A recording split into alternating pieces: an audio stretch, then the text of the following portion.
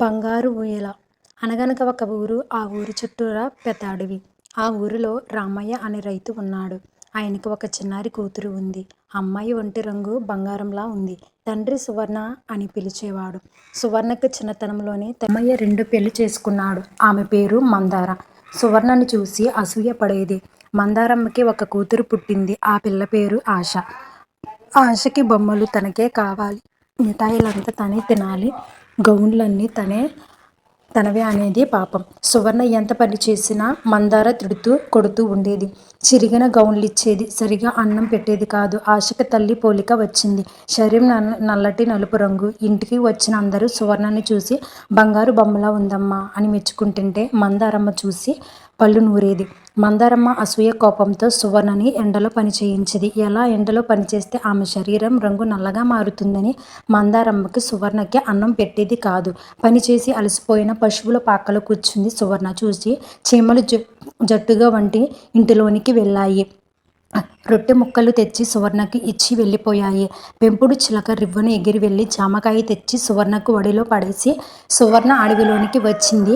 వెంట కుక్క పిల్ల కూడా వచ్చింది. తోడుగా రామచిలక కూడా ఎగురుతూ వచ్చింది. సువర్ణకి అడవిలోని నడిచి ఆకలి వేసింది.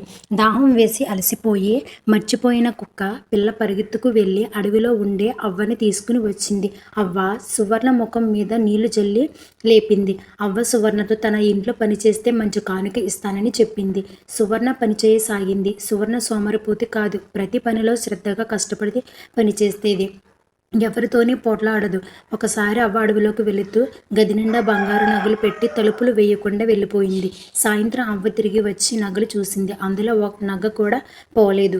మర్నాడు అవ్వ మళ్ళీ వంట ఇంటి నిండా రకరకాల మిఠాయిలు పెట్టి తలుపు తెరిచి వెళ్ళిపోయింది. సాయంత్రం వచ్చింది. ఒక మిఠాయి కూడా పోలేదు. సువర్ణ తనకిచ్చిన రొట్టె ముక్క మాత్రమే తిని కూర్చుంది. ఈ ఇంటికి తిరిగి వచ్చేసరికి అన్నీ అలాగే ఉన్నాయి. సువర్ణ చినిగిన గౌనుతో ఉన్న ఒక గౌను కూడా దొంగతనం చేయలేదు. అవ్వకి చాలా ఆనందం కలిగింది. పరుల సొమ్ముకి ఆశపడేవారు ఇతరులకు చాలా మేలు చేస్తారు. మన సువర్ణ కూడా అలాంటి మంచి మనిషి. అవ్వ సువర్ణకి తలంటు పోసింది. కొత్త గౌను తొడిగింది. మిఠాయిలు పెట్టింది. నగలు ఇచ్చింది. అంతేకాదు తర్వాత తన దగ్గర ఉన్న ఒక కొరడా తీసి మురిలా పించి వెంటనే అక్కడ గాలికి చిరు గంటలు శబ్దం చేస్తుండగా ఒక చక్కటి బంగారు ఊయల దగదగ మెరుస్తూ ప్రత్యక్షమయ్యింది.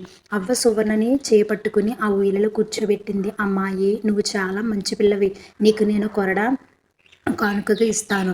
నువ్వు వెళ్ళి మీ ఊరిలో నున్న వారందరినీ ఈ ఊయలలో కూర్చోమని సాయం చెయ్యి. నువ్వు ఈ ఊయలలో కూర్చుని ఏది కోరితే అది నీ దగ్గరికి వస్తుంది అంటూ సువర్ణ చేతికి కొరడా అందించింది. సువర్ణ కళ్ళు మూసుకొని చక్కటి గౌను ఒకటి కావాలనుకుంది. వెంటనే గౌను ఆమె ఒడిలో ఉంది. సువర్ణ ఇంటికి తిరిగి వచ్చింది. వానలు లేక ఊరిలో కరువు బాధపడుతున్నారు. సువర్ణ కొరడాతో బంగారు ఊయల ప్రత్యక్షం చేసింది. దానితో కరువు కాటకం తీరింది. అందరినీ సువర్ణని బంగారు తల్లి అని ఆశీర్వదించి వెళ్ళారు. ఇది చూసి మందారంకు చాలా ఆశ పుట్టింది. సువర్ణని చంపేసి ఆ కొరడా తీసుకోవాలని అనుకుంది. నాకు ఒక్కసారి ఆ కొరడా ఇవ్వవమ్మా అంది ప్రేమగా. సువర్ణ ఇచ్చింది. మందారం ఆశతో ఒడిలోని కూర్చోబెట్టుకుని ఊయలలో కూర్చుంది. అంతే, ఒక్కసారిగా ఊయలలో ఇనుప ముళ్ళతోని మందారమ్మని బంధించేసింది.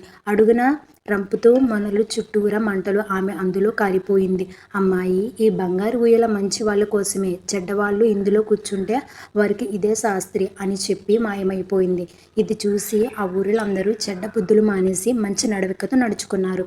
ఈ వీడియో నచ్చినట్లయితే లైక్ చేయండి, షేర్ చేయండి. ఇటువంటి వీడియోస్ కోసం మన ఛానల్ని సబ్స్క్రైబ్ చేయండి. Thank you friends.